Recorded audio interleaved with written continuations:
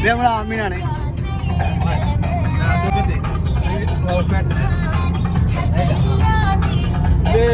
നമ്മള് സലാലേക്ക് പോണേ. നമ്മള് ആദ്യത്തെ പ്ലാൻ എവിടെ പോകാനായിരുന്നു?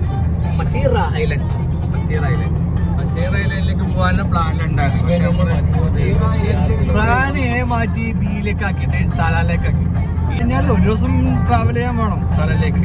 900 കിലോമീറ്റർ ഉണ്ട് നമ്മള് നിൽക്കുന്ന സ്ഥലത്ത്. അപ്പോൾ ഒരു ദിവസം അവിടെ കറങ്ങും, രാത്രി തിരിച്ചൊരു രാവിലെ എത്തുന്നു, ഡ്യൂട്ടിക്ക് ഇറങ്ങും. അതാണ് പ്ലാൻ. അതാണ് ഇപ്പോഴത്തെ പ്ലാൻ. ഇനി ചിലപ്പോൾ പ്ലാൻ ബി സി ഒക്കെ ആവാം, എന്ത് വേണമെങ്കിൽ സംഭവിക്കാം.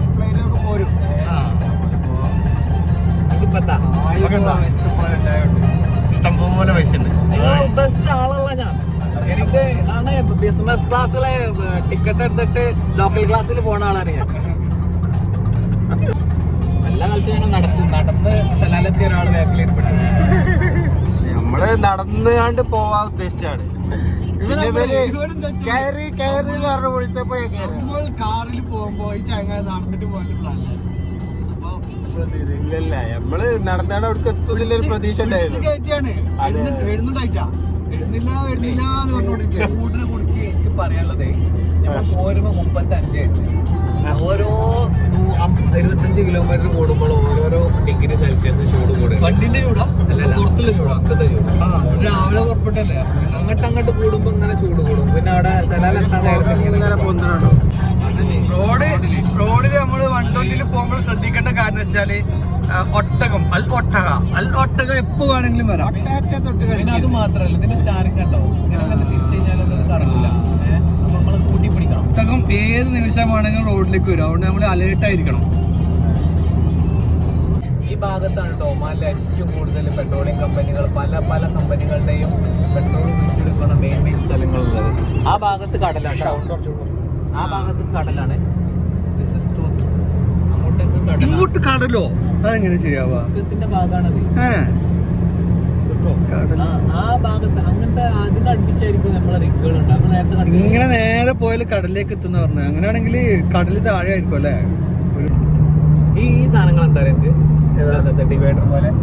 അതെ, ചില വണ്ടികൾ ചെന്നിട്ട് ഇടിക്കും പ്ലാസ്റ്റിക് ചാച്ചുണ്ട്. പക്ഷെ അത് പ്ലാസ്റ്റിക് അല്ല, അവിടെ ഇടിക്കുന്നതായിരിക്കും അല്ലെ. ബ്രേക്കുകൾ ഉണ്ട് കേട്ടോ. നിസ്കാരം നമുക്ക് കിട്ടാൻ ചാൻസ് ഉണ്ട്. വണ്ടികളെ അപ്പൊ പിന്നെ ഫുഡ് കഴിക്കാൻ സെറ്റപ്പ് ഉണ്ടോ? റോഡ് ഉണ്ടോ? ആ വണ്ടി കൊടുന്ന പോയത് അതിനുള്ളിൽ നിന്നാ പോയത്. അമേരിക്ക, ബ്രിട്ടൻ തുടങ്ങിയ രാജ്യങ്ങളിൽ മാത്രം കണ്ടുവരാറുള്ള പ്രത്യേകതരം വണ്ടി. ഈ വണ്ടിന്റെ മുൻഭാഗം ശ്രദ്ധിച്ചോ? നമ്പർ ഉണ്ട്. അതിന്റെ രജിസ്ട്രേഷൻ ഏതാ? ചോപ്പ് DK എന്ന് പറഞ്ഞാല് DK പിന്നെ സാധാരണ ഉണ്ടാകും രാജ്യത്തിന്റെ പേരിലുള്ള. ഇത് ആക്ച്വലി സൈഡ് ഉണ്ടാവാറുണ്ട്. പെട്രോളിയം റിഗ് വണ്ടികളാണ്. എന്ത് വെയിറ്റ് ആയിരിക്കും അല്ലേ? ഹെവി വെയിറ്റ് ആയിരിക്കും. കാണാറില്ല നമ്മള്. എനിക്ക് തോന്നുന്നില്ല. അല്ലടാ, ഒമാൻ തന്നെ. DK എന്ന് പറഞ്ഞാൽ ഞാൻ അത് വായിച്ചതാ. ഇത് ബാക്കിലെ ടയർ മാത്രമേ കറങ്ങുള്ളൂ. നീളത്തിലോ കേബിൻ ബുദ്ധിയിലോ. ഈ മുമ്പിൽ കാണുന്നുണ്ടോ ഈ വെള്ളം പോലെ? അതാണ് മരീചിക. പണ്ട് ഫിസിക്സ് പഠിപ്പിക്കുമ്പോൾ രാജലക്ഷ്മി ടീച്ചർ പഠിപ്പിച്ചിട്ട് പണ്ട് മജീദിക്കല്ല. പുഴ വെള്ളമില്ലാതാണെങ്കിൽ തോന്നും, പക്ഷെ അത് വെള്ളമല്ല.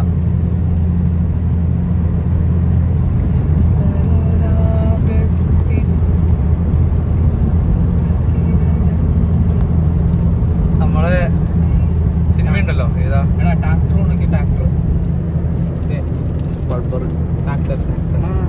ഈ ഭാഗത്തൊക്കെ ഇങ്ങനത്തെ വണ്ടികളല്ലേ?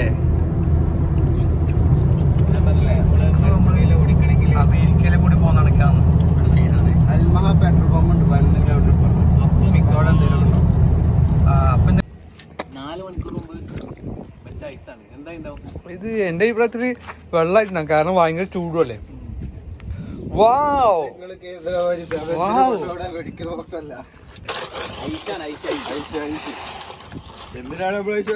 ചായ വന്നിരിക്കുകയാണ്.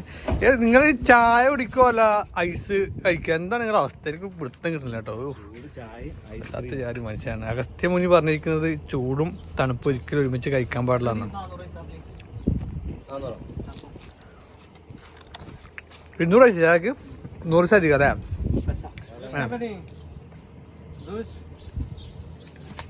ये हमारा भाई है वो चाय दिया अच्छा चाय बना के फ्रेश चाय बना के दिया हम लोग को इधर पूरा आपने आएगा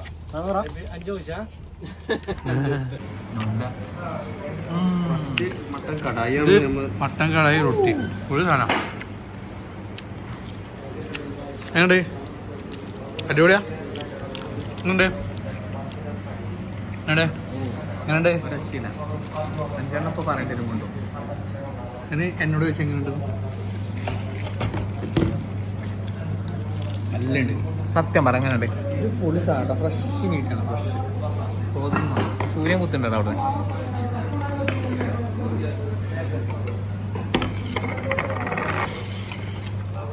ചായ അടിപൊളി കേട്ടോ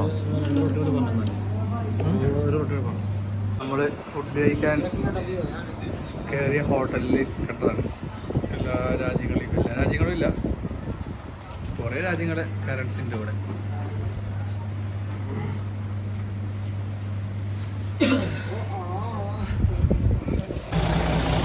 സൂര്യൻ അസ്തമിക്കാനായി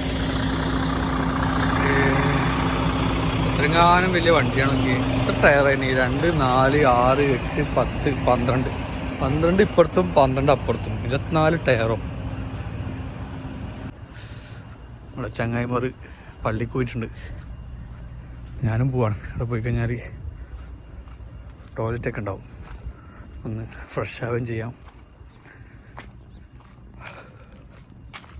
ഇവിടെ പോയി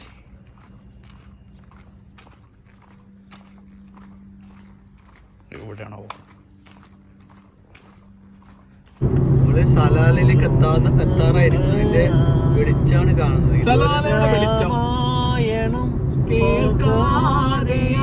അനന്താക്ഷരി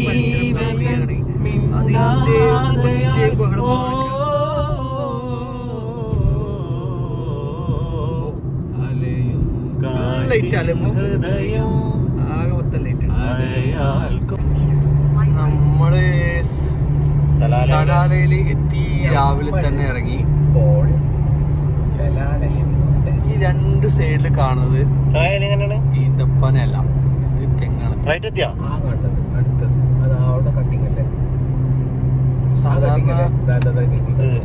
സാധാരണ ഗൾഫ് രാജ്യങ്ങളിൽ ഉണ്ടാവുന്നത് ഇത് ഈന്തപ്പഴ തന്നെയല്ല അല്ലേ സാധാരണ ഗൾഫ് രാജ്യങ്ങളിൽ ഉണ്ടാകുന്ന ഈന്തപ്പനകളാണ് പക്ഷെ ഇവിടെ തേങ്ങാപ്പഴമാണ് സലാലിന്റെ പ്രത്യേകത എന്ന് വെച്ചാൽ അതാണ് എന്താണ് പ്രത്യേകത നമ്മുടെ നാടിന്റെ ക്ലൈമറ്റ് ആണ് അവിടെ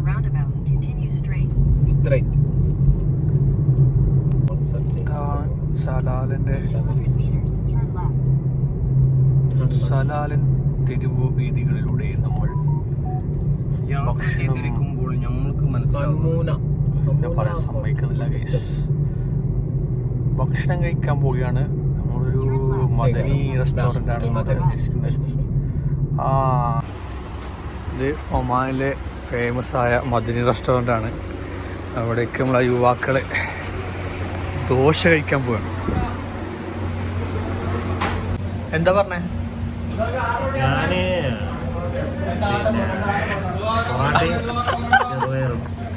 അവസാനം എൻ്റെ ആട്ട റൊട്ടിയും മുട്ടക്കറി എടുക്കരുത് നിനക്കെന്താ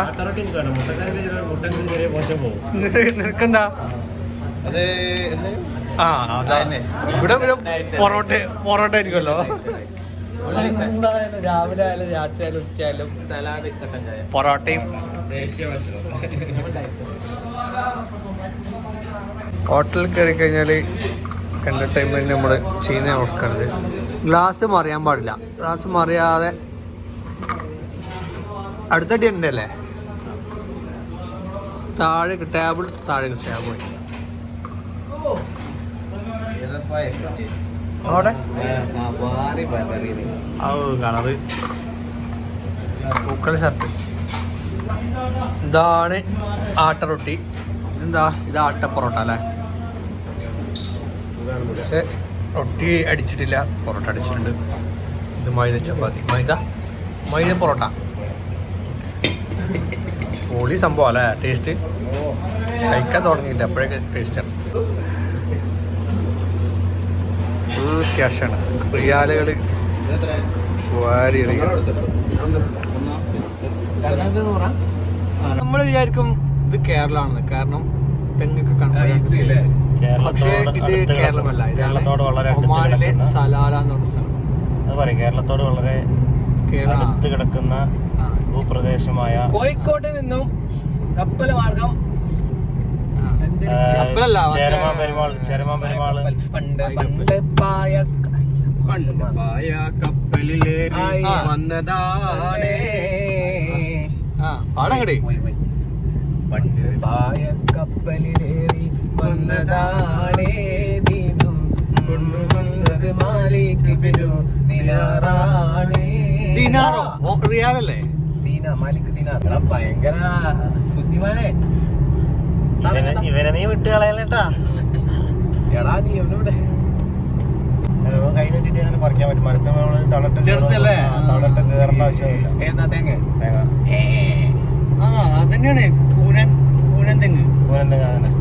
പാട്ടനായുടെ പല്ലിനു ശൗര്യം. പാപ്പമാര്